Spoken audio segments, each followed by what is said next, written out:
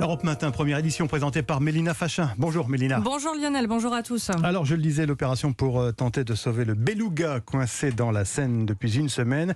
Cette opération, elle a débuté hier soir. Le cétacé de 800 kg a été sorti de son écluse il y a 2 heures environ. La première étape de son sauvetage est donc réussie, a priori, Frédéric Michel. Oui, et tout le monde a retenu son souffle quand l'animal, placé dans un filet, soulevé par une grue, est sorti de l'eau. Il était près de 4 heures du matin. Pendant de longues minutes, l'imposant cétacé s'est retrouvé suspendu en l'air, agitant son corps blanc et luisant au-dessus des sauveteurs, concentrés mais impressionnés.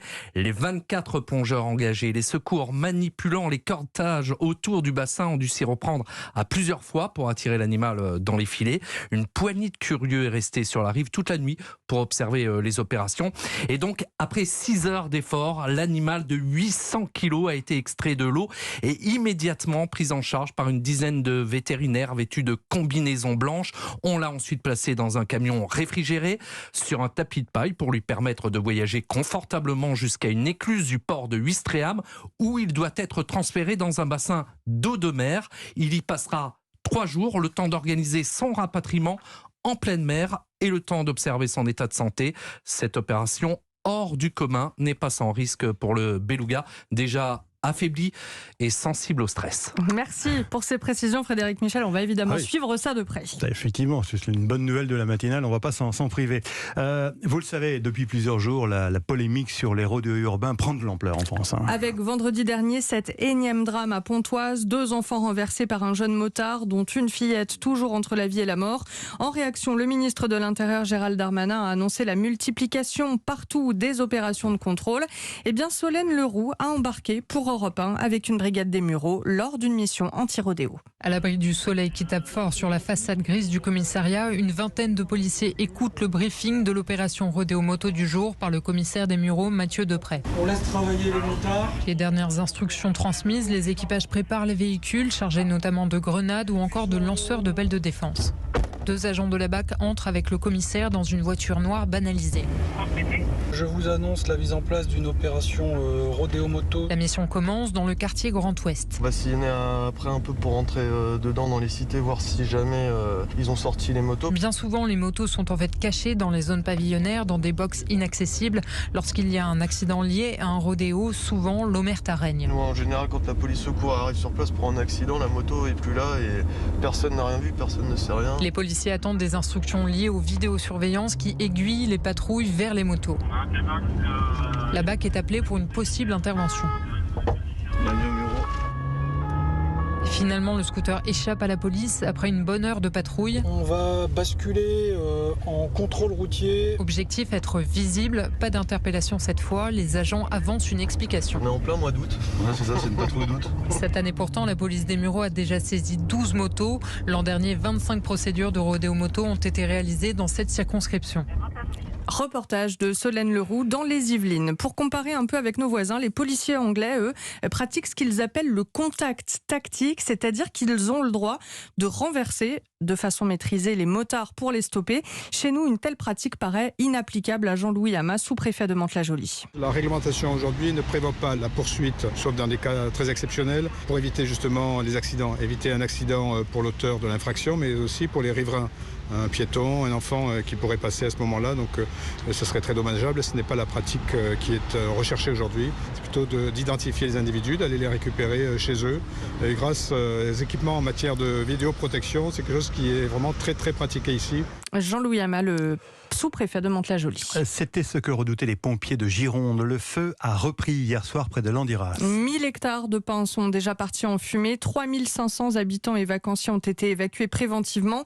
Le feu a repris là où 14 000 hectares avaient déjà brûlé en juillet. Écoutez le lieutenant-colonel Arnaud Mandous du SDIS de Gironde. Le feu était fixé, c'est-à-dire qu'en fait, il ne progressait plus, mais à la différence, par exemple, du feu de la Teste, où nous avons passé un message disant que le feu était maîtrisé, c'est-à-dire que là, on était sûr qu'il n'allait plus se propager.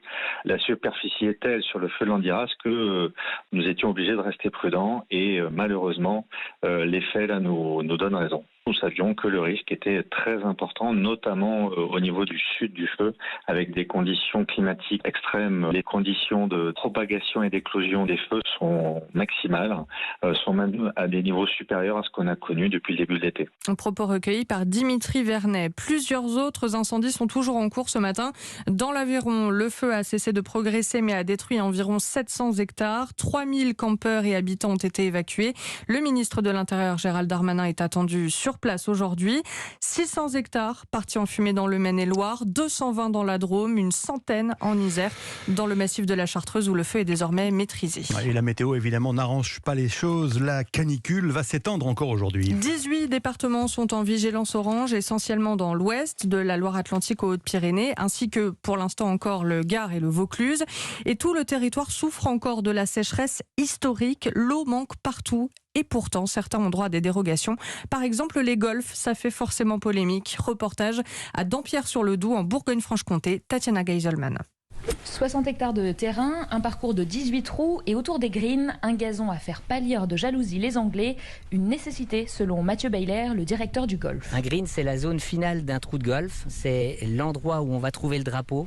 Ce sont des zones très fragiles qui, si elles ne sont pas arrosées dans les 3 jours, meurent. Et si les greens sont fichus, le terrain n'est plus exploitable. Et donc, ça relève en fait de la survie du golf de continuer à pouvoir arroser ces zones. Des zones arrosées uniquement la nuit, avec de l'eau mise en réserve au printemps. Tout autour, en revanche, l'herbe est jaune. Donc voilà, là on est sur le fairway. Donc ce sont des zones qui ne sont pas du tout arrosées.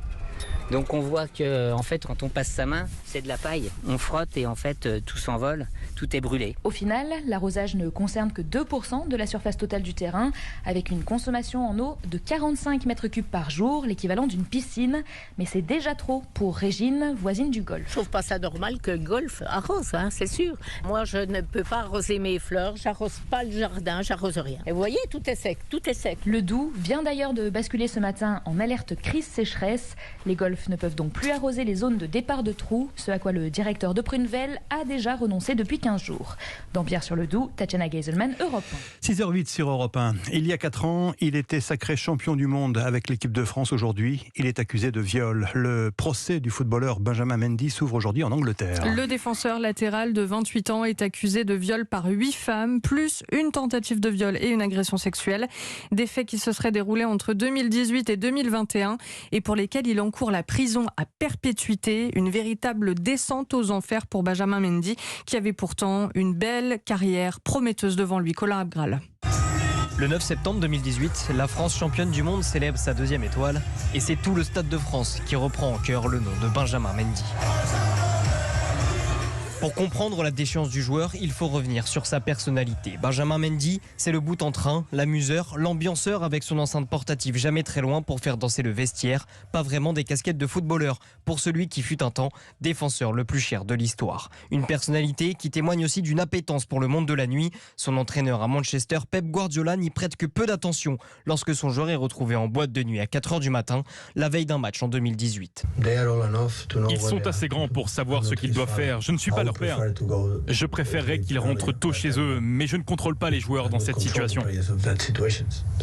Des sorties qui pèsent, blessures et méformes physiques s'enchaînent. Mendy joue moins et en août 2021, le natif de Longjumeau touche le fond. Il est suspendu par Manchester à cause de 4 accusations de viol, incarcéré dès septembre avant d'être libéré sous contrôle judiciaire en janvier 2022. Entre-temps, 6 autres accusations visent le joueur français et en 4 ans à peine, Benjamin Mendy passe de promesse pour l'avenir du football à prédateur sexuel présumé. Une chute sans pareil dans le monde du football. Colin Abgral du service des sports d'Europe 1. À 6h10, alors que le soleil va bientôt se lever, nous vous proposons de regarder encore un peu les étoiles ce matin. Elles seront particulièrement visibles dans les prochains jours. Soyez attentifs, le ciel est dégagé. En plus, il fait suffisamment chaud en ce moment pour profiter de ce beau spectacle en extérieur. Marie Jiquel. Un feu d'artifice naturel dans le ciel. C'est la période de l'été où les étoiles filantes pointent le bout de leur nez. Jean-Luc Dauvergne est journaliste au magazine Ciel et Espace. Avec le pic d'activité de l'essaim d'étoiles filantes des Perséides, ça a lieu le 13 août.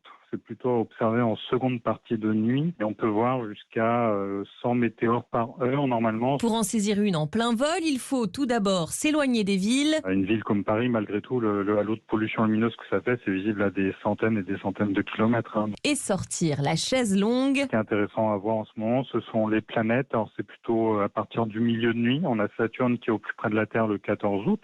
Donc elle est bien visible tout l'été. Et derrière, dans le ciel, il y a Jupiter qui la suit. Et il y a Mars qui va devenir de mieux en mieux visible avec une période la plus favorable qui aura lieu à l'automne. Dernier conseil, s'armer d'une paire de jumelles et d'un peu de patience et ne pas oublier de faire le traditionnel vœu. Reportage de Marie Jiquel pour Europe 1. Excellente musique de fin de reportage. Across the Universe des Beatles. Merci, c'était le journal de Mélina Fachin. À tout à l'heure, Mélina. À tout à l'heure.